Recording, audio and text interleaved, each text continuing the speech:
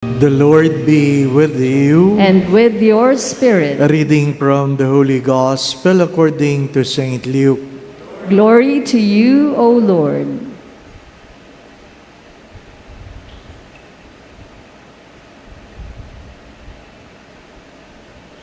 Jesus summoned the 12 and gave them power and authority over all demons and to cure diseases.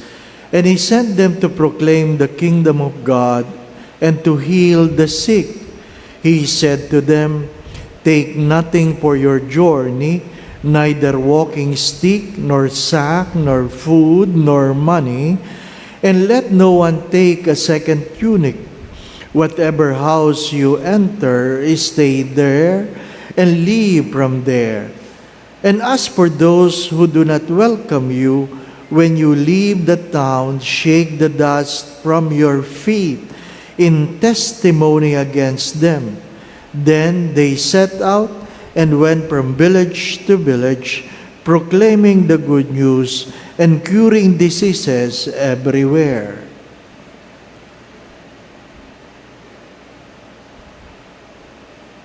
The Gospel of the Lord. Praise to you, Lord Jesus Christ.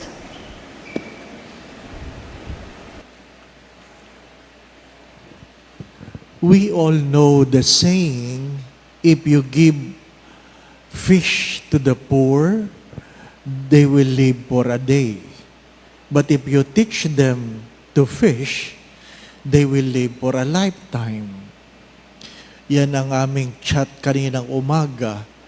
At sabi nga namin sa Caritas, I'm part of the board of the Credit Cooperative of the priest and Father Anton Pascual, the former chaplain of Greenbelt, is, in charge of Caritas. And we made a donation to Caritas so that the fishermen be provided not only of a fish, not only of how they can fish, but of a boat. Namigay tayo ng mga bangka. Namigay tayo ng mga bangka. Maraming bangkang binigay. At sabi doon sa thread ng conversation, hindi lang natin tinuruan ang mahirap mangisda, binigyan natin ng bangka. Ngayon, tinataboy sila ng inchik sa sariling dagat ng Pilipinas. My dear friends, my brothers and sisters, it's a great reason for people not only neglected the poor, but deprived the poor of what they can have. Malungkot na kwento yun. Di po ba, Nagtatawanan tayo, pero ito ang katotohanan. Na sarili nating dagat, hindi pwedeng mamingwit ang sarili niyang kababayan. Saint Vincent de Paul said, you should never neglect the poor. Second, you should protect the poor. And your sins will be forgiven when you give bread to the poor with love. Take note of that. When you give bread to the poor with love, your sins will be forgiven. Not because every time you give bread, your sins will be forgiven. Only when you give bread with love. Why? Because not every time we give to the poor, we give it out of love. Even in our own families. Nagpapalimos ang sarili mong magulang na may sakit. Nagpapalimos ang sarili mong kapatid. At ano sinasabi ng mga anak? Bigyan mo na yan para umalis. May mga anak na nagbibigay sa magulang, hindi dala ng pagmamahal, para lang umalis. At marami din ang kumakatok sa mga sasakyan ng may sasakyan. Bigyan mo na yan para umalis. My dear friends, my brothers and sisters, manghihingi ba yan kung hindi kailangan? Pero Father, ang iba dyan, pakulo na lang. Di ba? Kung ano man ang kadahilanan, hindi ko alam. As many times I have said, we are not here and we don't have the right to judge. But if you cannot love, don't judge. Again, if you cannot love, don't judge. Hindi mo na nga minahal, inusgahan mo pa. Di po ba? Pwede naman magsabing, wala po. Tawad. Bakit? Kasi, pagkamisan, totoo naman talaga yun. Na tayo ay napapaso sa ating pagbibigay. Pag binigay mo ang palad, kukunin ang siko. Pag binigay mo ang siko, kukunin ang braso. Pag binigay ang braso mo, kakagatin ang leg mo. Di po ba? Yun din ang problema. Because some of the poor has become entitled. Entitled. Mahirap talaga. Mahirap talaga. Pero, kung papipiliin ka, ikaw ba yung namamalimos o ikaw nagbibigay? Piliin mo yung ikaw nagbibigay. Hindi po ba? I rather be the one giving than the one begging. My dear friends, what is the first reading trying to tell us? That in spite of the sin of His people, God never abandoned them. God never abandoned them. That's why in the gospel, even God have sent His disciples to bring to the gospel to the poor. Of course, the gospel said not all of them welcome the disciples. Not all of them. Hindi naman lahat ng binibigyan, tinatanggap yung binibigay mo. Yung iba nga, nakatanggap ka pa ng pangit na salita. Ako po ay bumibili ako ng Skyplex. Skyplex, ano po? At pag may nanghihingi, ang inaabot ko Skyplex. Ano po? Diyan sa may Buendia, binigyan ko yung matanda, Skyplex. Binato ko. Binato sa akin yung Skyplex. At sabi sa akin, hindi ko kailangan yan. Kailangan ko pera. Napahiya ako. Ano po? Sinumbong ko sa barangay. Di ba? Wala na ngayon si ate. Hindi ko alam kung nasaan. Di ba? Mahirap din yung pag ikaw nanghihingi. Aba? Namimili ka pa. Hindi po ba? Ano? Kasi naman, ang mga bata ngayon, pag binigyan nyo, subukan nyo ito. Pag binigyan nyo mga bata, malapit na ang Pasko, bigyan nyo mga bata. May bata ba tatanggap ng Christmas card? Wala. Subukan nyo mamigay ng Christmas card sa mga bata. Tatanggapin ba ng bata kahit gaano kaganda message nyo? Hindi.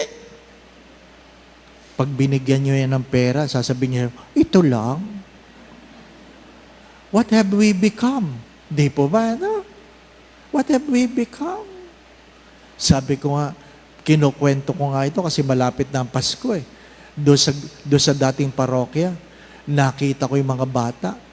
Pagkatapos ng misa ko, nagbibilang ng pera. Ha? Magandang negosyo. Oh. Sabi ko doon sa mga bata, magkakatabi, nagbibilang. Sabi, oo, kumusta kayo? Sabi ba naman ng isang bata, mahina, Father, mahina.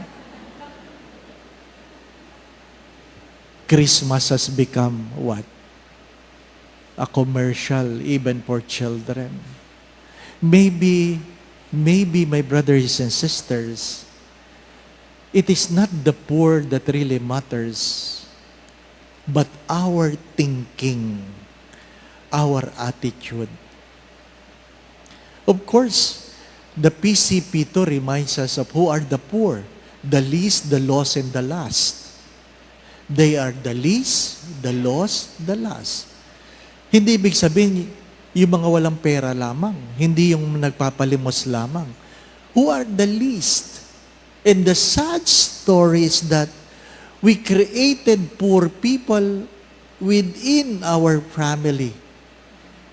They are least, lost, and last. Di po ba? Sinasabi ko yan. Minsan iniimbitahan ako magsalita. Sabi ko, hindi naman yata makatao na mayroon ka mga katulong, tapos hindi mo sila pinapakain ng maayos, at yung tira ninyo, ilalagay mo sa rep, ang kakainin nila, yung tira nyo kahapon. Di po ba? Mga minamahal na mga kapatid, you ask and we ask ourselves, how would we feel if we are treated in the way we treat the poor?